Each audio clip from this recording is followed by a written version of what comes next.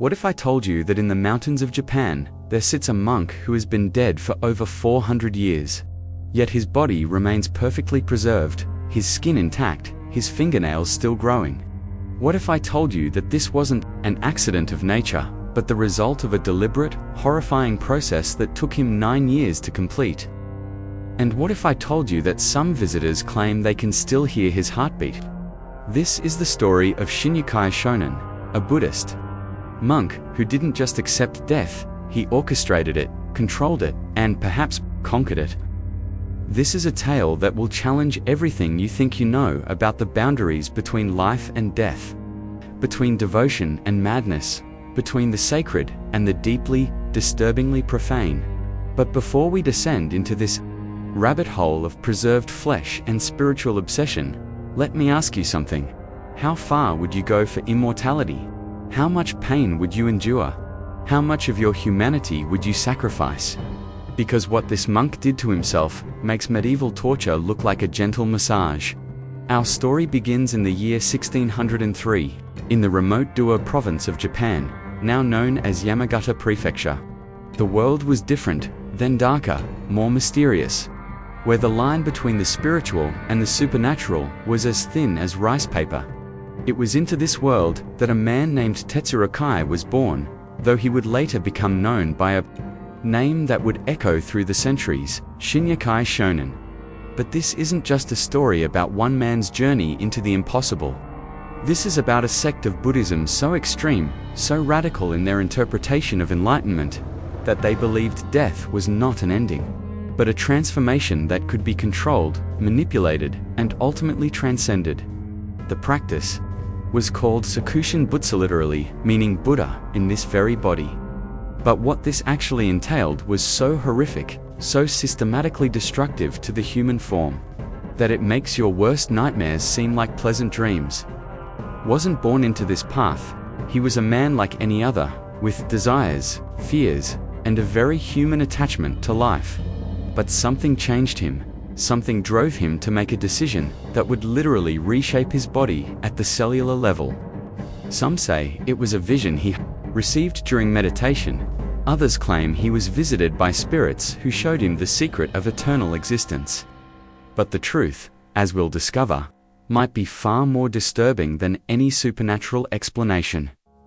The process began when Shi was already an elderly man, perhaps in his 70s.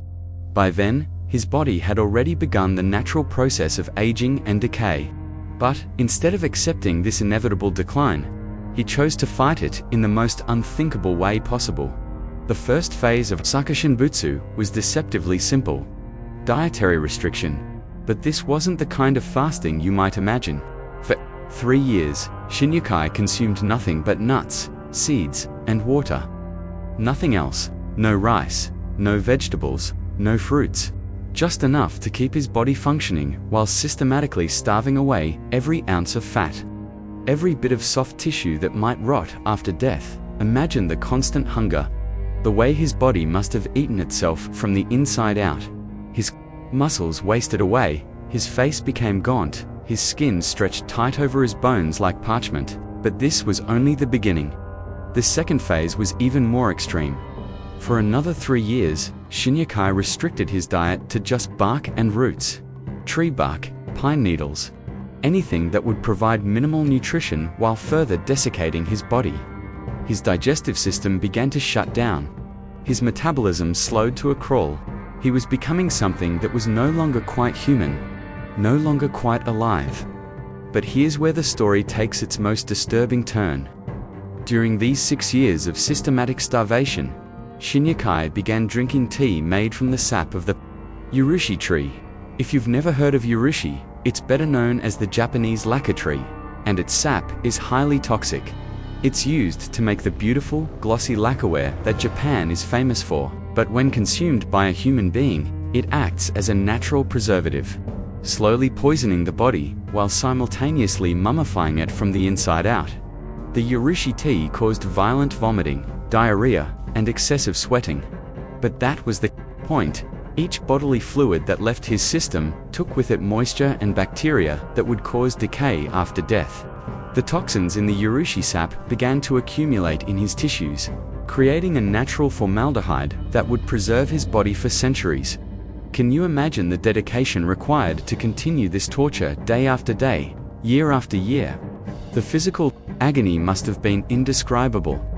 But Shinyakai believed he was transcending human limitations, that he was becoming something beyond mortal existence. As the years passed, other monks began to notice changes in Shinyakai that went beyond the obvious physical transformation. His voice became barely a whisper. His movements slowed to an otherworldly pace. Some claimed that his body temperature dropped so low that he felt cold to the touch, even in summer. Others said that his breathing became so shallow that they sometimes thought he had already died, only to see the faintest rise and fall of his chest. But the most disturbing accounts came from monks, who claimed that Shinyakai's eyes began to change. They described them as becoming increasingly glassy, unfocused, as if he were looking not at the world around him, but at something far beyond it. Some whispered that he was already seeing into the realm of the dead, that he was existing simultaneously in both worlds. After 6 years of this systematic self-destruction, Shinyakai entered the final phase of his transformation. He sealed himself inside a stone tomb that was barely large enough to hold his emaciated body. The tomb was equipped with an air tube and a bell. Every day, he would ring the bell to signal that he was still alive, and every day, the other monks would listen for that sound, knowing that when it stopped, something unprecedented would have occurred. The tomb itself was a marvel of engineering designed specifically for this purpose. It was constructed to allow minimal air circulation while preventing the entry of insects or other creatures that might disturb the process. The walls were thick enough to maintain a constant temperature, and the floor was covered with charcoal to absorb any remaining moisture. Inside this stone coffin, Shinyakai sat in the lotus position, his hands folded in meditation, his eyes closed. He continued his meditation, continued his prayers, continued his gradual departure from life. But here's what makes this story truly extraordinary. According to the historical records, he continued to ring that bell for 22 days. Days of sitting in complete darkness, in a space barely large enough to breathe, with nothing but his own thoughts and the growing awareness that his body was shutting down system by system. 22 days of choosing death over life, moment by moment, breath by breath. On the 23rd day, the bell fell silent. But the story doesn't end there. In fact, that's where it becomes truly inexplicable. The monks waited. They waited for 3 years and 3 months, the prescribed time for the transformation to complete. When they finally opened the tomb, they found something that defied all natural explanation. Shinyakai's body was perfectly preserved, sitting exactly as they had left him, but now completely mummified. His skin was like leather, his hair intact, his fingernails apparently still growing. But there was something else. Something that the historical records mention only in whispers. When they moved his body, some of the monks claimed they could still feel warmth. Others insisted they could detect the faintest of heartbeats. The most disturbing account comes from a monk who swore that when he leaned close to Shinyakai's ear, he could hear the soft whisper of breathing. The preserved body was dressed in ornate robes and placed in a position of honor in the temple. And there it has remained for over 400 years, a testament to the extremes of human devotion and the terrifying possibilities of the human will. But the mystery deepens when you consider what happened next. Over the centuries, numerous people have reported strange experiences when visiting Shinyakai's preserved form. Some claim to have seen his eyes move slightly, tracking visitors as they pass. Others report feeling an overwhelming sense of being watched, as if consciousness still resided within that mummified shell. Medical examinations conducted in the 20th century revealed something that science still struggles to explain. The body showed no signs of artificial preservation. No chemicals had been used, no external mummification process had been applied. The preservation was entirely the result of the 9-year process Shinyakai had put himself through. But more disturbing still, the examinations revealed that many of his organs were still intact, dried but structurally complete. Perhaps most unsettling of all, Modern instruments have occasionally detected what appears to be minimal electrical activity in the brain tissue. Scientists dismiss this as instrument error or environmental interference, but the monks who tend to Shinyakai's body whisper of something else entirely. They tell stories of nights when the temple feels different, when the air seems to vibrate with an otherworldly presence. They speak of dreams where Shinyakai appears to them, not as the mummified figure they tend to daily, but as he was in life, offering guidance and teachings that no living monk has ever heard. But the most chilling accounts come from visitors, who claim to have spent time alone with the preserved body. They describe a gradual awareness of breathing that doesn't match their own, of a presence that seems to grow stronger the longer they remain in the room. Some have reported feeling compelled to sit in meditation alongside the mummified monk, only to emerge hours later with memories of conversations they couldn't possibly have had. The scientific community remains skeptical, attributing these experiences to the power of suggestion, the influence of religious atmosphere, or simple hallucination. But the accounts continue to accumulate, each one adding another layer to the mystery of Shinyakai Shonin. Consider the implications of what we're discussing here. If even a fraction of these accounts are true, then Shinyakai didn't just preserve his body, he preserved something far more significant. He preserved consciousness, awareness, the very essence of what makes us human. He achieved a form of immortality that goes beyond mere physical preservation. But at what cost? The man who began this process was fully human, with all the joys and sorrows that entails. The thing that emerged from that stone tomb is something else entirely, neither fully alive nor completely dead, existing in a state that challenges our most basic understanding of existence itself. The practice of Tsukushin Butsu was officially banned by the Japanese government in the 19th century, deemed too extreme even for a culture that had long embraced the concept of ritual suicide. But the ban came too late to prevent what had already been accomplished. Shinyakai's transformation was complete, irreversible, and apparently permanent. Today, his body remains on display in the temple, a source of pilgrimage for some and horror for others. The monks who tend to him treat him not as a relic, but as a living teacher, someone who achieved the ultimate goal of their faith. They maintain his body, dress him in fresh robes, and speak to him as if he were still capable of hearing and responding. And perhaps he is. Perhaps consciousness is far more resilient than we imagine. Perhaps the boundary between life and death is not as absolute as we believe. Perhaps Shinyakai Shonin discovered something that science has yet to understand, something that exists in the shadowy space between the living and the dead. But if that's true, then we must ask ourselves, what kind of existence is this? What kind of consciousness could survive for centuries of immobility, of silence, of separation from the world of the living? What thoughts might occupy a mind that has watched the world change around it while remaining forever trapped in flesh that refuses to decay?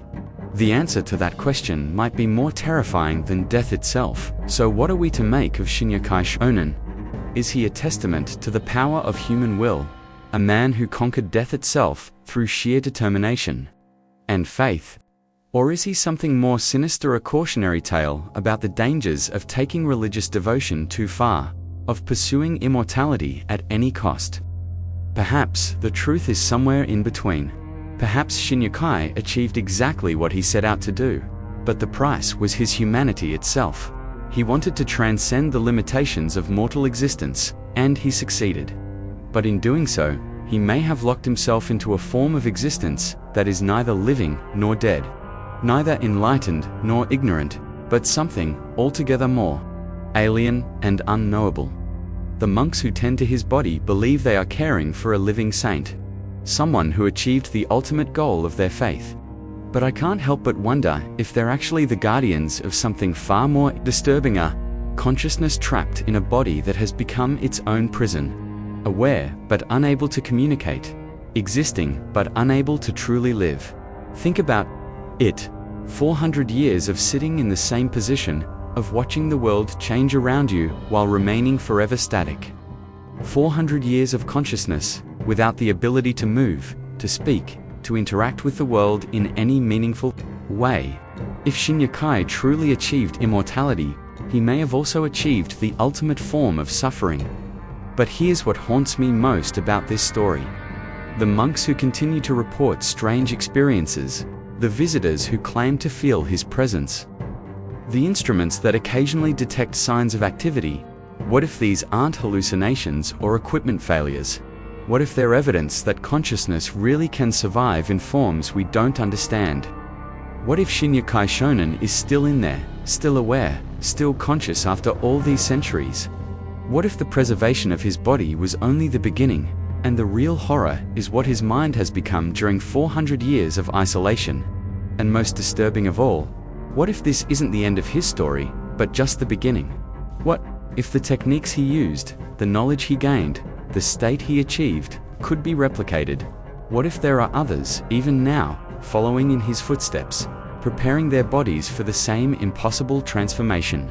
The practice of Sakushin Butsu may have been banned, but knowledge has a way of surviving, of finding new forms, new practitioners. In our modern world, with our advanced understanding of chemistry and biology, could someone use Shinyakai's techniques as a starting point for something even more extreme?